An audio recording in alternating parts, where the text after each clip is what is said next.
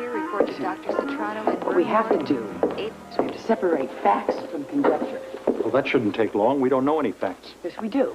Well, I mean, it's fairly simple. The coroner had to have told Scorpio just what the time elapse was between when Beatrice was administered the drug up until when she died. Well, then if Scorpio knows it, we should know it. Yes, I hardly agree. Well, what I'll do is I'll kind of meander down to the coroner and in a casual sort of way and pry the information out of him. No, you won't.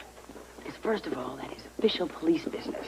Second of all, it wouldn't matter how casual you were. It still could be interpreted as unethical. Monica, we must know the time factor. And we will. What's that? This is a book on drugs and their properties. And this is the heart medicine that Lila took. And we know it is highly toxic to anyone who's allergic to it, and we know that Beatrice was allergic to it.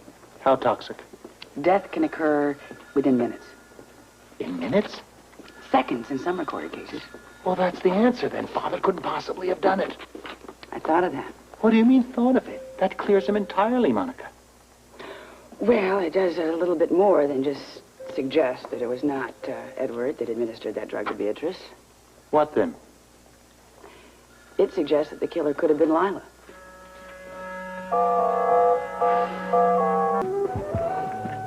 We're on a short break, Father. We don't have much time. Yeah, well, none of us has much time, Alan. What does that mean?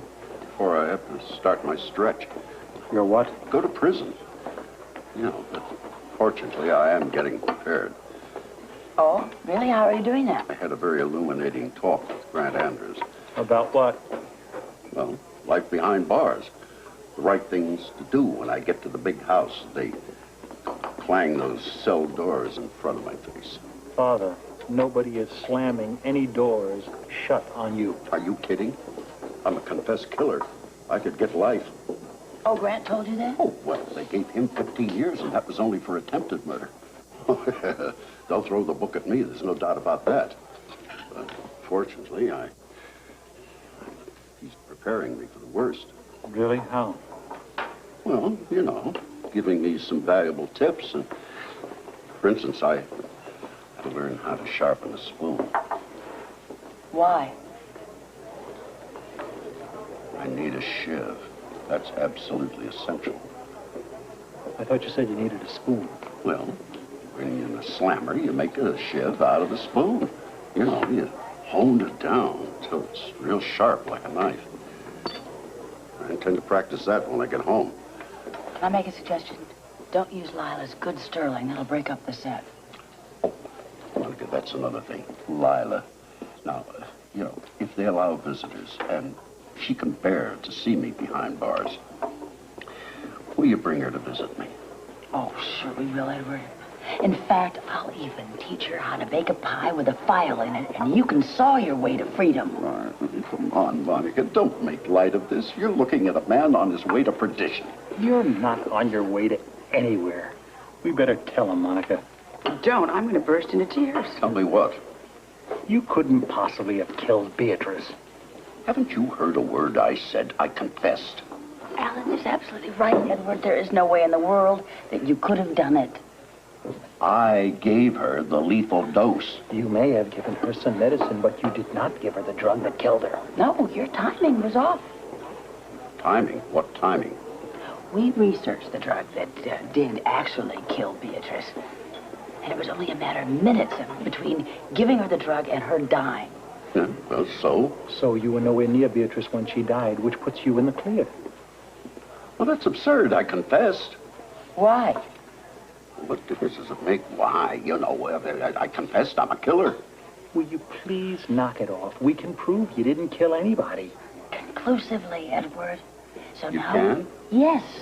So will you tell us, please, why you did confess? Was it to protect us?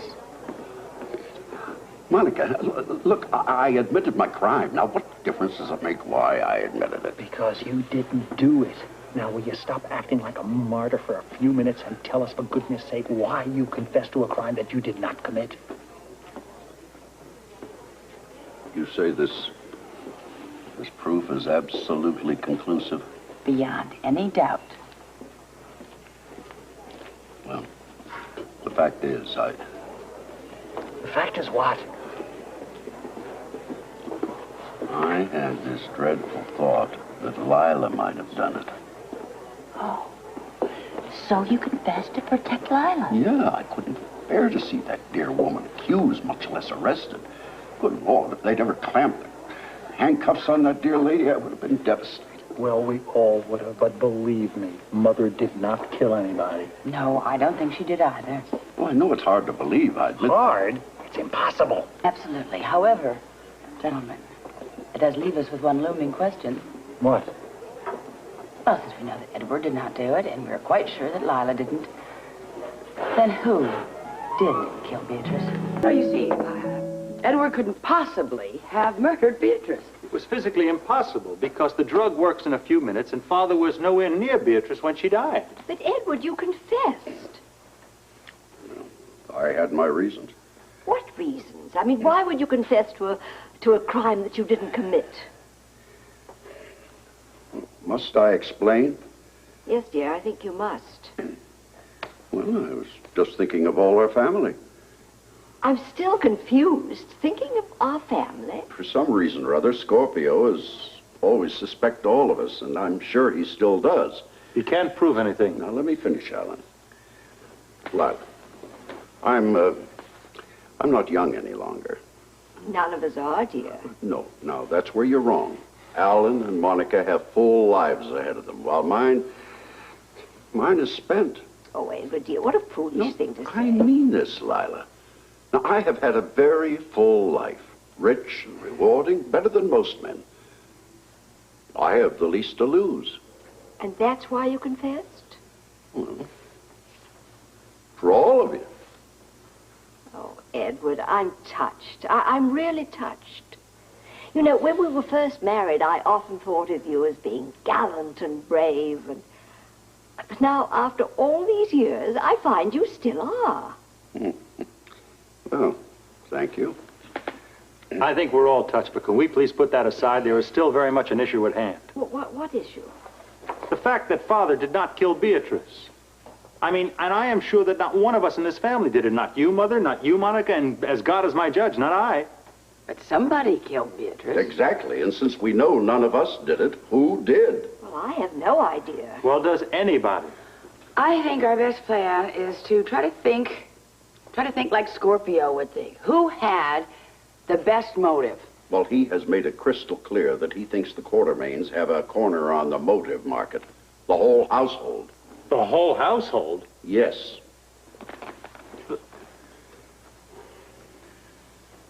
Is anybody thinking what I'm thinking? Good Lord. Well, I can't imagine it. I can't either, but it's a possibility. It certainly is.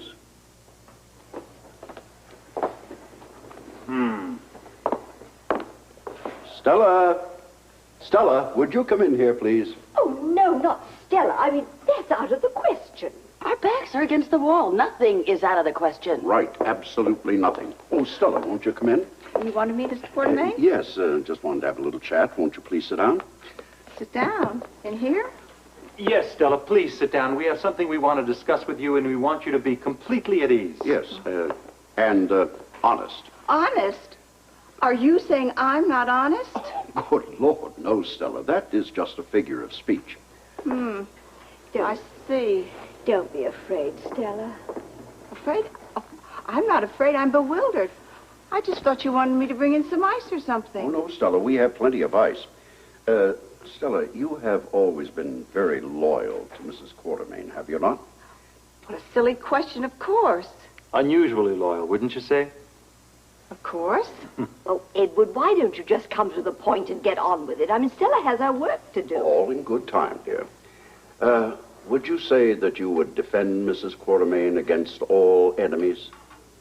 Enemies? Why, that's... You don't have any enemies. Stella, what Father is asking is, would you do anything to help Mother if she was in trouble? Of course. Well, almost anything. Even if it were a crime? A crime? Good Lord, woman, you don't have to repeat every word I say. Just answer the question. Well, I forgot what it was. Stella, would you commit a crime to save Mother from disgrace? Disgrace or worse? Or worse? What are you talking about? Oh. I know you just said it. A crime. We were just asking, Stella, just asking. Oh, no, you were accusing me of murder. And don't you say you weren't. Stella, would you commit murder for Mother? I won't even dignify that question with an answer. I am a good woman, do you hear me? And I know right from wrong. Yes, of course you do, Stella. How dare you even hint at such a thing? Why, the nerve of you. All of you. Excuse me. Well, I think we have our answer. Oh, only in part, Lila. We know definitely Stella did not do it. Apparently not. Of course she didn't do it. Then who did? Stella, you going somewhere? Yes, sir. I think it's a little more than that. Isn't that a suitcase, Stella? Yes, ma'am, it's my suitcase. I've called the cab.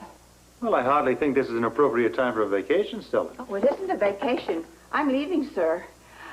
You can send my last check to my sister's house. I'm not working for this family anymore. I'm sorry. You can't be serious, Stella. You quitting?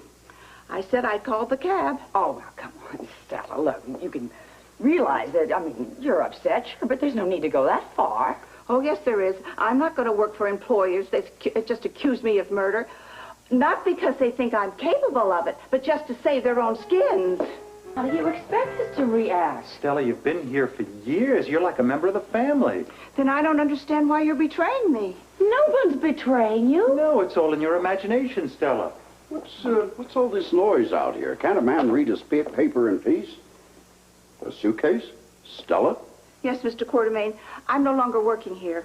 She thinks we're accusing her of murder. Now, we've tried to explain to her. Well, we were just questioning you, Stella. Oh, but Why, nobody thinks that you're guilty of murder or anything like that. Isn't that right, children? That's right. We Yes. already told her that. But the way you questioned me, it sounded like you think I killed Beatrice. Oh, nonsense. No. Stella, the No. questions we were asking you are the same questions we asked of each other. Why, good Lord, if we thought you were guilty of anything, we would have turned you over to the police. Well, yeah, this is a family crisis, Stella. I mean, Lila needs you. Well, the rest of all of us. Oh, you bet we do. Well, I've already called the cab. Well, never mind. I'll send them away. Yeah, the moment he comes. Well, Oh, Stella, surely you can't want to leave. well, I don't want to really, no. Oh, well, go on and take your suitcase upstairs and go on and unpack Yes, that, Stella. yes, Go and on. we're going to forget this ever happened. Yes, and please, stop in and see Lila. She's very upset and she needs you. Now, please, Stella, for all our sake. Well, if you promise me you'll never accuse me again. You have our word. Promise. Yes, now you run along there.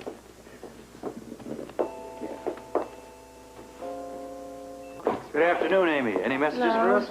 Just one, an invite to a party. Oh, what party? The one at the Rib. It's for the doctors and the staff. It was my idea, but Dr. Hardy's going to pay for it. Sounds like fun. When is it? Tonight, nothing fancy. Just drop by whenever it's convenient. We'll have to think about it. Yeah, we have a lot going on at home.